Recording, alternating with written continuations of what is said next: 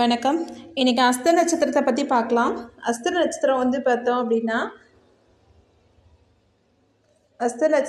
பார்த்திங்கன்னா அதோட பலன்கள் பார்க்கலாம். அஸ்த நட்சத்திரத்தில் பிறந்தவங்களோட அழகான முகத்தையும் வசீகரமான உடல்வாக்கையும் பெற்றிருப்பார்கள். ஏனெனில் இதன் அதிபதி சந்திர பகவான். எப்போதும் சுறுசுறுப்புடன் காணப்படுவார்கள். நல்ல நகைச்சுவை உணர்வு மிக்கவர்களாக இருப்பாங்க. ஆனால் இதனால் இவர்களை சுற்றி நண்பர்கள் கூட்டம் இருந்து கொண்டே இருக்கும். இனிமையாக எளிமையாக பழகக்கூடியவர்களாக இருப்பாங்க. மற்றவர்களிடம் பணிபுரிவதை விட சொந்தமாக தொழில் செய்ய வேண்டும் என்று எண்ணுவார்கள். செய்கின்ற வேலையில் மதிப்பும் மரியாதையும் இவர்களுக்கு சேரும். ஆளுக்கு தகுந்தாற்போல் முடிவுகளை மாற்றிக்கொள்ளாமல் கொண்ட கொள்கையில் உறுதியாக இருப்பார்கள். எதிலும் சிக்கனத்தை கடைபிடிப்பவர்கள். பணம் தொடர்பான விஷயங்கள்ல உஷாராக இருப்பாங்க. எந்த ஒரு பிரச்சனையும் தீர்ப்பதில் வல்லவர்களாக இருப்பார்கள். பிறருக்கு சிறந்த ஆலோசனை வழங்குவார்கள். இயற்கை விரும்பிகளாக இருப்பார்கள். தங்களது அயராத முயற்சிகளில் எந்த லட்சியத்தையும் அடைந்து விடுவார்கள். அடுத்து கல்வியில அதிக ஆர்வம் கொண்டவர்களாக இருப்பார்கள். ஆனால் சில பேருக்கு கல்வி தடைப்பட்டிருக்கும். ஒரு 50 வயசு ஆனவங்களுக்குலாம் பார்த்தீங்கன்னா கல்வி தடை ஏற்படும். ஆனாலும் இவங்க பார்த்தீங்கன்னா திரும்பி பார்த்தீங்கன்னா பாஸ் பண்ணிடுவாங்க. அடுத்து வேத சாஸ்திரங்களை அறிந்தவர்களாக இருந்திருப்பார்கள். சித்தர்கள், பீடாதிபதி, அறிவியல் அறிஞர், வரலாற்று பேராசிரியர், கல்வெட்டு ஆய்வாளர் போன்ற துறைகளில் சாதனை படைப்பாங்க. அடுத்து தொழில் அப்படின்னு சொன்னோம்னா கமிஷன், கட்டிட கான்ட்ராக்ட், ஏஜென்சி, வண்டி வாகனம், உணவு வகை போன்ற துறைகளில் ஈடுபடுவாங்க. எத்தகைய துன்பங்கள் வந்தாலும் துவண்டு விடாமல் உழைத்து கொண்டே இருப்பார்கள். அதான் இவங்களோட ஸ்பெஷல். அடுத்து எந்த தொழிலாக இருந்தாலும் சரி, உத்தியோகமாக இருந்தாலும் சரி, அதில் பல சாதனைகளை படைப்பாங்க. எடுத்த காரியத்தை முடித்தே தீர வேண்டும் என்ற கொள்கை கொண்டவர்கள் இவர்கள் தான். அடுத்து கொள்கைகளில் சற்று அழுத்தமானவர்கள் என்பதால் அடிக்கடி பணியாளர்களை மாற்றிக்கொண்டே இருப்பாங்க. அடுத்து குடும்பம் அப்படின்னு பார்த்தோம் அப்படின்னா சிறிய வயதில் பல துன்பங்களை சந்தித்தாலும் மத்திய வயசிலிருந்து வசதி வாய்ப்புகள் சேரும். ஆனால் அதை கெட்டியா அவங்க பிடிச்சிருக்கணும். இல்லை அப்படின்னு சொன்னா கஷ்டம்தான். அடுத்து எளிதில் காதல் வயப்படக்கூடியவர்கள். தாய்க்கு மரியாதை தருபவர்கள். மனைவி சொல்லே மந்திரம் அப்படின்னு சொல்லுவாங்க. ஆனா சில பேர்த்துக்கு மனைவி சரியா அமைஞ்சிருக்காது. ஒன்னு விட்டா இன்னொரு மனைவி அப்படின்ற மாதிரி போயிருப்பாங்க சில பேர். அடுத்து எந்த ஒரு முடிவையும் மனைவியை கலந்து ஆலோசித்து தான் எடுப்பாங்க. அளவான குடும்பம் அமையும். தேவையில்லாமல் மற்றவர்களின் விஷயங்களில் ஈடுபட மாட்டார்கள். உற்றார் உறவினர்களுக்கு உதவும் குணம் படைத்தவர்கள். தன்னை நம்பி வந்தவர்களை காப்பாற்றும் குணம் இவங்களுக்கு இருக்குங்க.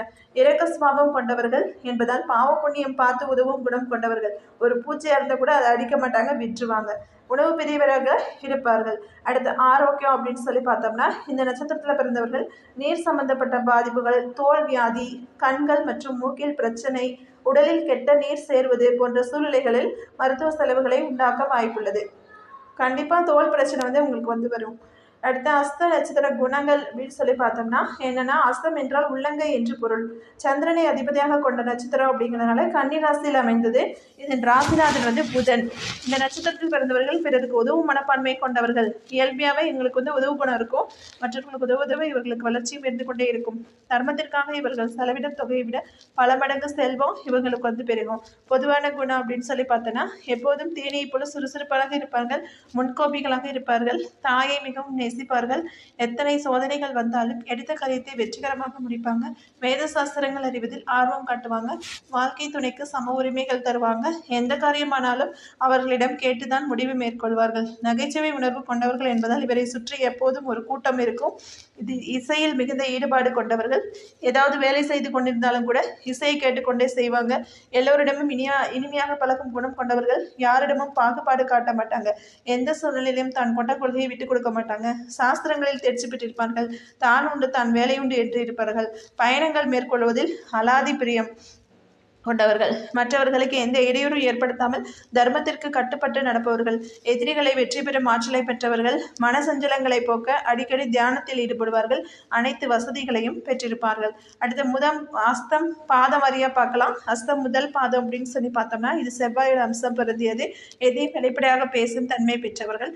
பொய் பொருட்டு இருக்காது. சூழ்நிலைக்கேற்ப சாமர்த்தியமாக நடந்து கொள்வார்கள். சண்டையை விரும்பாமல் சமாதானத்தை விரும்புவாங்க. அடிக்கடி ஆன்மீக சுற்றுலா செல்வார்கள். குடும்பத்தினரிடம் உறவினரிடமும் அதிக பற்று வச்சிருப்பார்கள். புதுமை விரும்பிகள். பிள்ளைகளுக்கு முழு சுதந்திரம் வழங்குவார்கள். ஆனால் கண்காணித்து கொண்டும் இருப்பாங்க. அஸ்தம் 2ஆம் பாதம் அப்படின்னு பார்த்தோம்னா 2ஆம் பாதம் சுக்கிரன் ஆள்கிறார்.